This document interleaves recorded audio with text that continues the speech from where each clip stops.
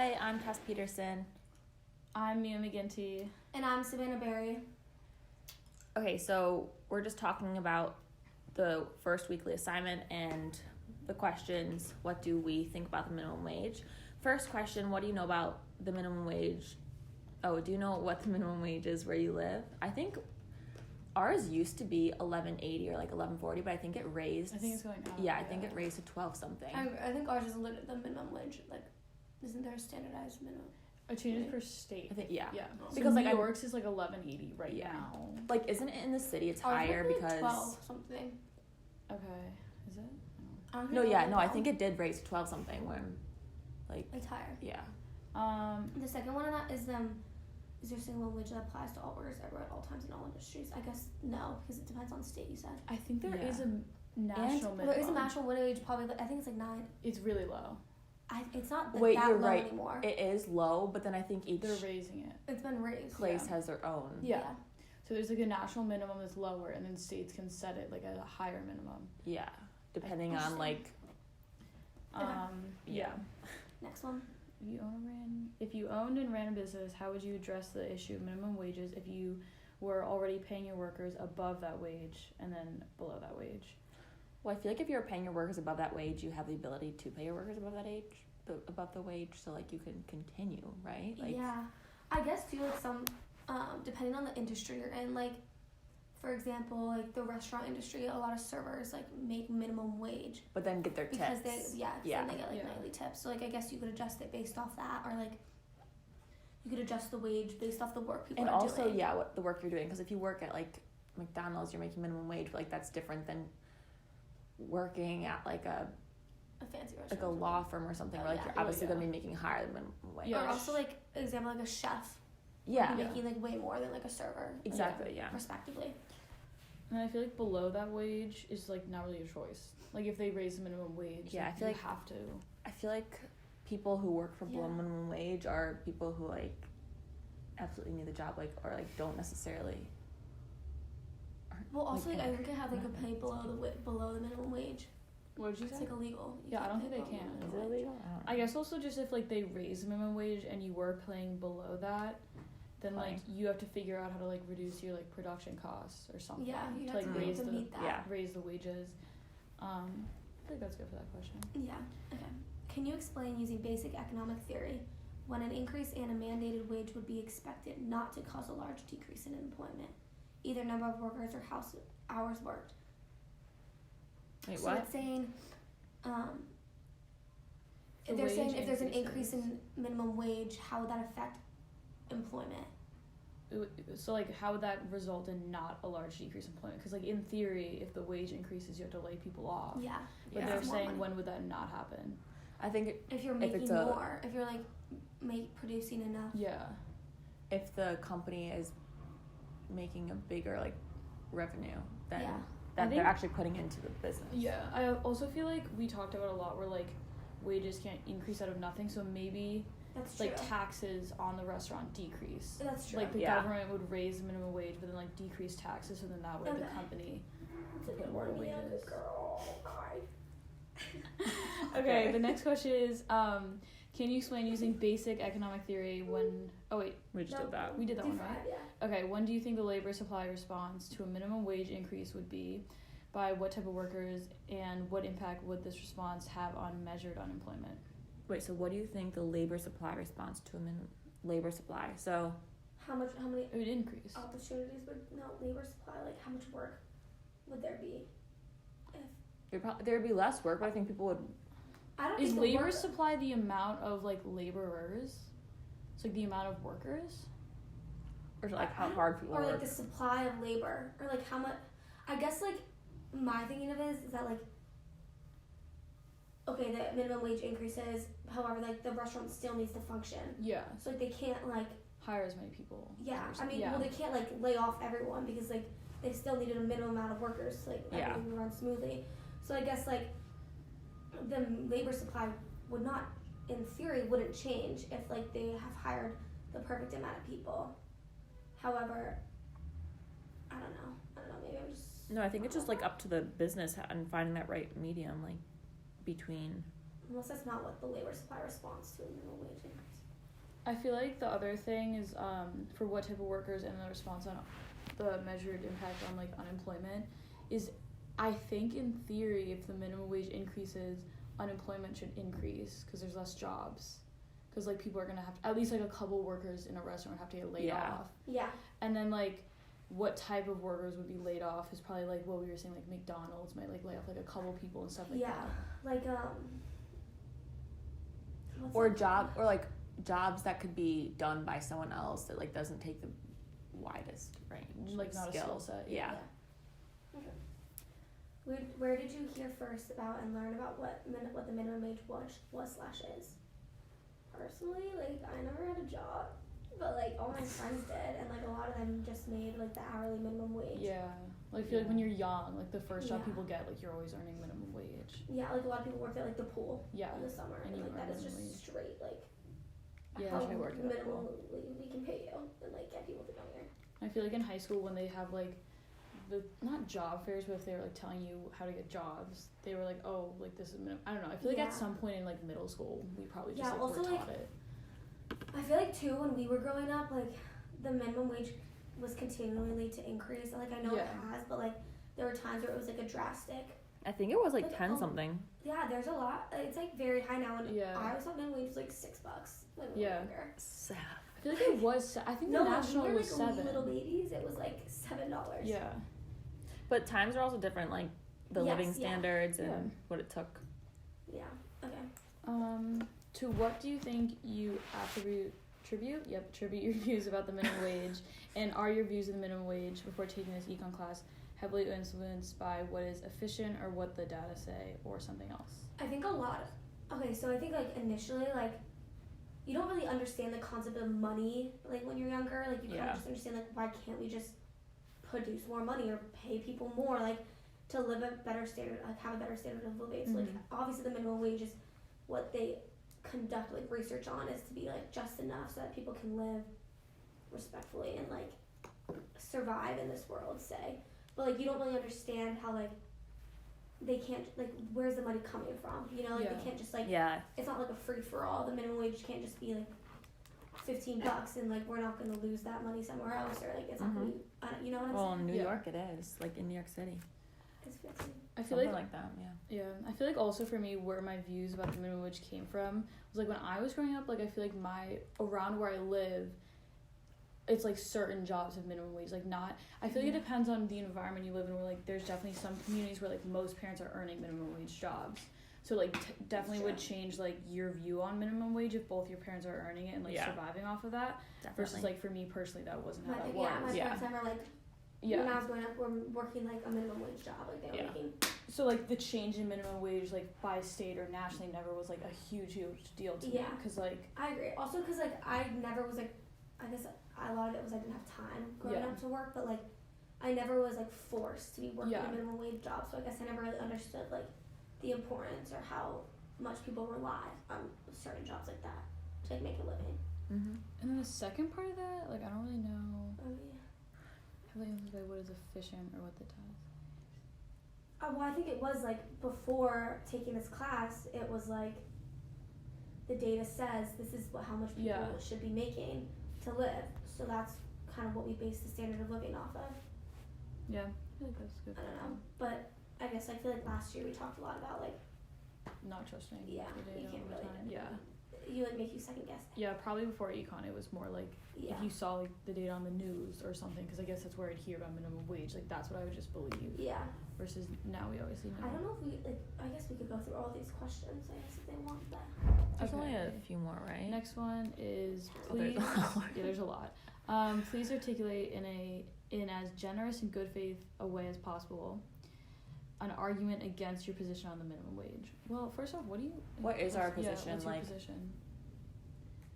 I'm like feel like indifferent right now. I feel like I don't know enough about it to be and I think it doesn't impact me enough to have like a strong opinion on it. Like it's not a pressing issue. Personally, I don't know if it's like good or bad. It's like money.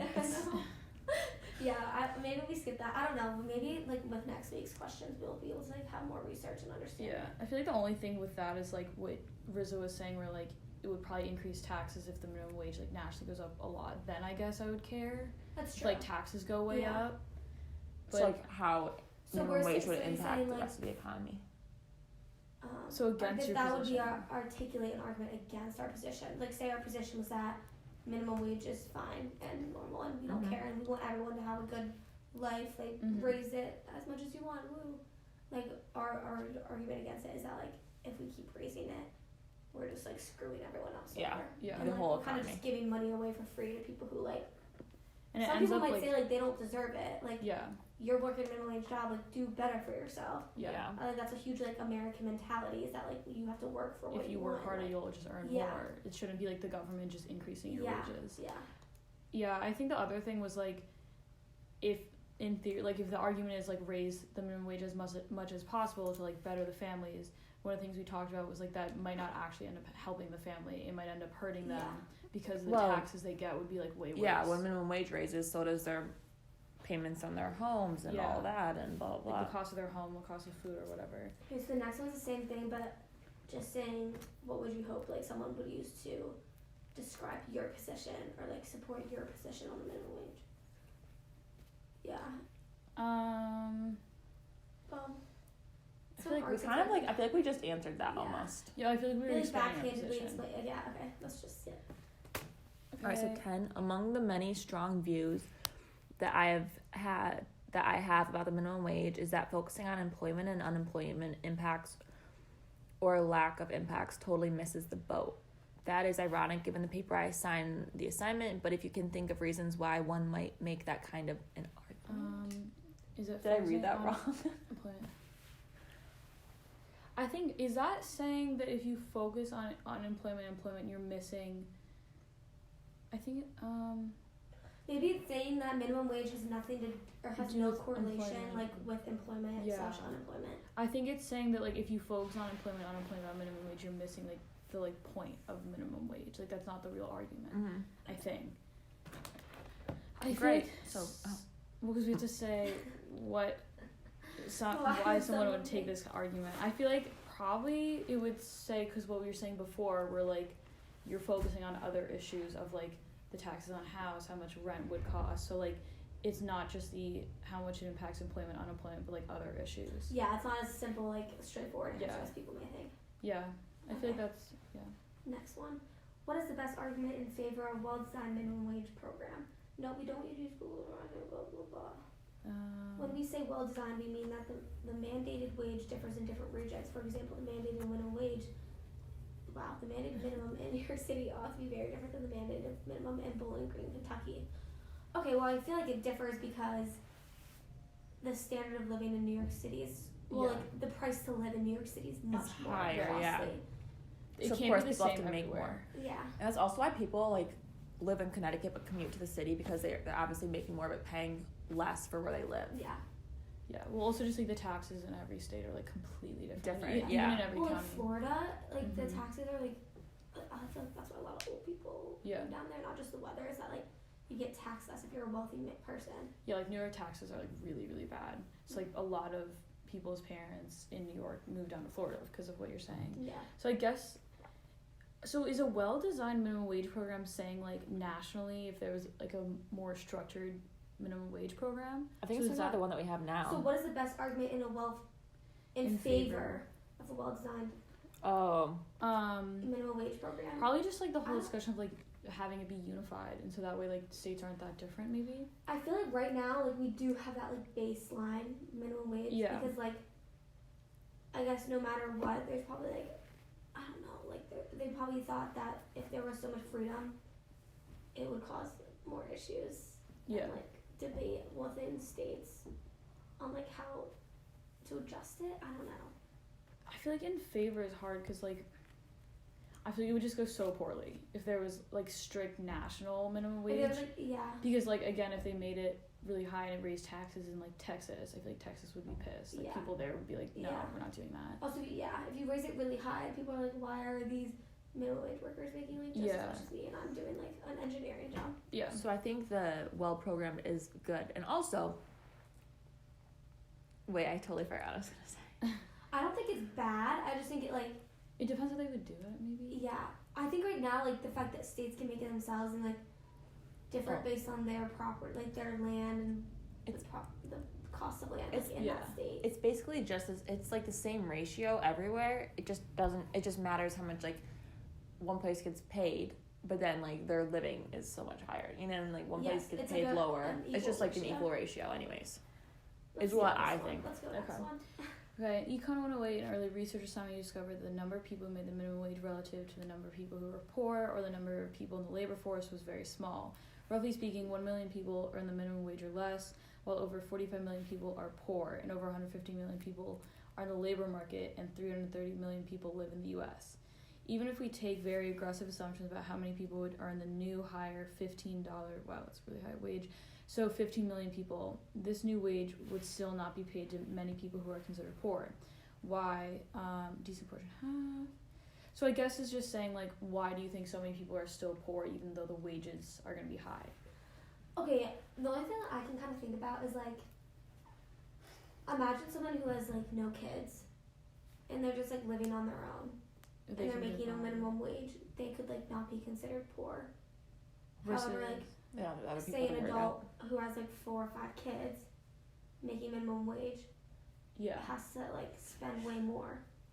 It could also depend on like the cost that they personally have to like for example, if someone has like bills that they have to pay, like if someone has like loans, if they have loans they have to like do, and then also if they have like hospital payments because they have like some injury or like disease they need to fix, like they're gonna be poor even though they're earning minimum wage, versus what you're saying, like a healthy 20-year-old living on their own is fine on minimum wage. Like it also, okay. So I guess it says, the question is kind of like, why are a decent portion of those earning those wages would still be young people on target to have higher education degrees? Well, because right out of college you're going to have debt. So if you're working a minimum wage job, like that's only going to cover so much of that debt until you like work it off.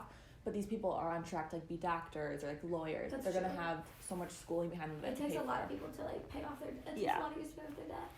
And they're still considered like, so like I think that's why they'd be considered poor. Yeah. Making more than minimum wage sometimes too. Yeah. I guess, right? Yeah, I think that's good for that question. Okay. Do you happen to know what the number one labor market cause of poverty is? I do not. Do you guys have any guess? I do not know. Yeah, let's skip it. No.